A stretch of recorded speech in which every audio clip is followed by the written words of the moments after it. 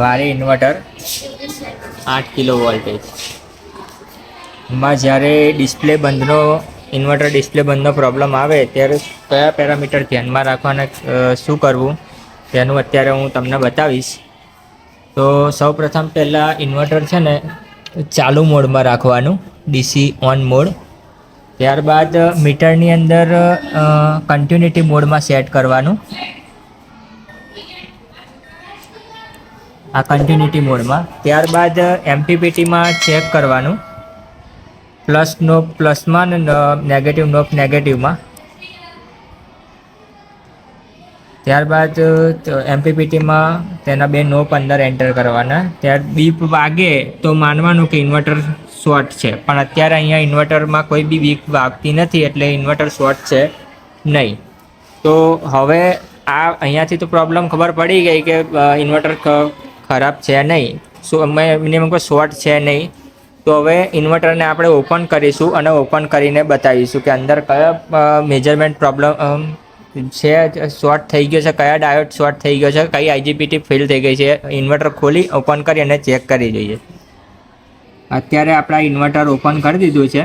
Open કર્યા બાદ આ ઢક્કનને ધીમેથી ઓપન કરવું, જેથી કરી અહીં નીચેની સાઈડ બેલ્ટ લગાવેલો હોય છે, બેલ્ટ તૂટી ના જાય એ રીતના ઓપન કરવાનું. ઓપન કરીને અહીંયા સાઈડમાં આ રીતના મૂકી દેવાનું હોય. ઇન્વર્ટર ઓપન કર્યા બાદ છે આ રીતની સર્કિટ હોય છે. અહીંયા કયા કયા પેરામીટર સેટ કરવા, ચેક કરવા એ તમને બતાવ્યું. જ્યારે ઇન્વર્ટર ઓપન કરો, આઈજીપીટીનો એક સિમ્બોલ આપેલો હોય છે. આ જે ક્યુ મોડ દેખાય, આ જે ક્યુ મોડ દેખાય તેને આઈજીપીટી કહેવામાં આવે છે. આપણે મેજરમેન્ટ પ્રોબ્લેમ આ જ ચેક કરવાના હોય છે કે આઈજીપીટી. તો અત્યારે મેં મારું જે મીટર છે આ ક્લેપોન મીટર તે કન્ટિન્યુટી મોડ પર રાખેલું છે. કન્ટિન્યુટી મોડ પર રાખ્યા બાદ આ નેગેટિવ નોબ જે છે એ વચ્ચેની સાઈડ રાખવાનો અને ત્યારબાદ ચેક કરવાનો. નોબને જોરથી થોડું દબાવવાનું, કારણ કે એની ઉપર ઇન્સ્યુલેશન લાગેલું હોય છે એટલે તમને બતાવે નહીં. તો અત્યારે મેં આઈજીપીટી ચેક કરી, તે અત્યારે કન્ટિન્યુટી મોડ પર ચેક છે, ચાલુ છે. ત્યારબાદ Q16 ચેક કરી, તે બી ચાલુ છે. અત્યારે હું બીજી બધી ચેક કરું છું, એ બી ચાલુ જ મોડ પર છે. જો તમને કોઈ બી જગ્યા પર લાગે કે બીપ વાગે છે તો સમજવાનું કે આઈજીપીટી શોર્ટ થઈ ગઈ છે અને ફેલ થઈ ગઈ છે.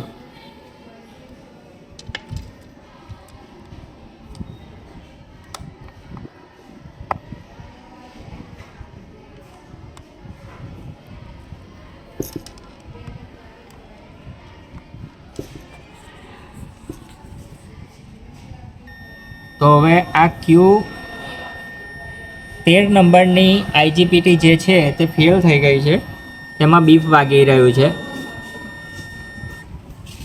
આ Q14 નંબરની જે ફેલ છે બરોબર છે, રેડી છે, એમાં બી આ સિમ્બોલ વાગી રહ્યો છે. બે આઈજીપીટી આ ઇન્વર્ટરની અંદર ફેલ છે.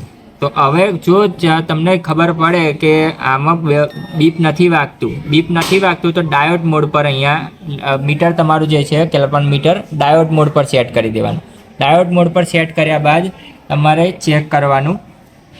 પ્લસ નેગેટિવ નોબ જે છે એ વચ્ચેની સાઈડ, આઈજીપીટીના વચ્ચેના સાઈડ રાખવાનો અને પ્લસ નોબ છે તે ઈ સાઈડ, અહીંયા ઈનો સિમ્બોલ બતાવેલો છે, જોઈ લો. આ જે છે અહીંયા ઈનો સિમ્બોલ બતાવેલો છે, આ ઈની સાઈડમાં રાખવાનું. આપણે જ્યારે ઈની સાઈડમાં રાખીશું તો તેની કન્ટિન્યુટી અહીંયા શો કરશે. જે મીટરમાં બતાવજો ભાઈ, 428 સમથિંગ 377થી લઈને 428 સુધીમાં આની રેન્જ બતાવશે. જે આઈજીપીટી ફેલ હશે તેને આપણે ચેક કરીએ તો જુઓ, આ મીટરમાં બતાવો. અત્યારે મેં આ ચેક કર્યું, તેની કન્ટિન્યુટી 0 બતાવે છે, એટલે આ આઈજીપીટી ફેલ થઈ ગઈ છે એનું ખબર પડી જશે આપણને.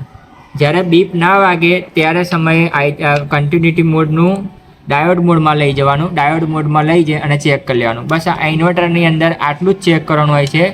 મેન ડીસી સાઈડનો આ જે પોર્શન છે એ કમ્પ્લીટ ચાલી રહ્યો છે, પણ આમાં આઈજીપીટી 2 ફેલ થઈ ગયેલી છે. તો જ્યારે આ રીતનો કોઈ ડિસ્પ્લે બંધનો પ્રોબ્લેમ આવે તો ઇન્વર્ટર ચાલુ કરવાની કોશિશ કરવી નહીં. પહેલાં સૌપ્રથમ આના MC4 કનેક્ટર છે છૂટા કરી દેવા. MC4 કનેક્ટર છૂટા કર્યા બાદ IGBT મોડને MPPTને કન્ટિન્યુટી મોડમાં રાખીને અને આપણા જે પેરામીટર્સ છે એ ચેક કરી લેવા. પેરામીટર ચેક કર્યા બાદ જેવું કે આપણે પહેલાં વિડીયો સ્ટાર્ટિંગમાં ચેક કર્યું કે આમાં કોઈ પ્રોબ્લેમ છે નહીં. તો અત્યારે IGBT ચેક કરી તો IGBTમાં 2 IGBT ફેલ છે, 13 અને 14 નંબરની. તો હવે DC સાઈડને આપણે પેરામીટર ચેક કરીશું. તો DC સાઈડને પહેલાં DC મોડ પર લાવી દેવાનું. આપણું જે ક્લેપન મીટર છે તે ક્લેપન મીટર DC સાઈડમાં લાવી અને પહેલાં એના DCના વોલ્ટેજ ચેક કરી લઈશું. તો અહીંયા વોલ્ટેજ શો કરી રહ્યા છે 160, 260.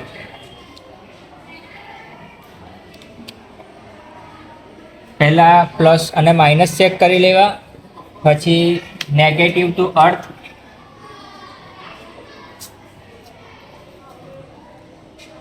પોઝિટિવ ટુ અર્થ, આ બંને પેરામીટર ચેક કરી લેવા. નેગેટિવ ટુ અર્થ અને પોઝિટિવ ટુ અર્થ જ્યારે ચેક કરતા હોય ત્યારે 20ની અંદર એની રેન્જ આવી જોઈએ. આણંદના લોકેશનની અંદર આપણે આ 8 કિલોવોટનો પ્રોજેક્ટ આપણે ચેક કરવા માટે આવ્યા હતા. ત્યાં આગળ ઇન્વર્ટર ડિસ્પ્લે શોર્ટ થઈ ગઈ હતી. એટલે જો કે ઇન્વર્ટર જ બંધ થઈ ગયું છે.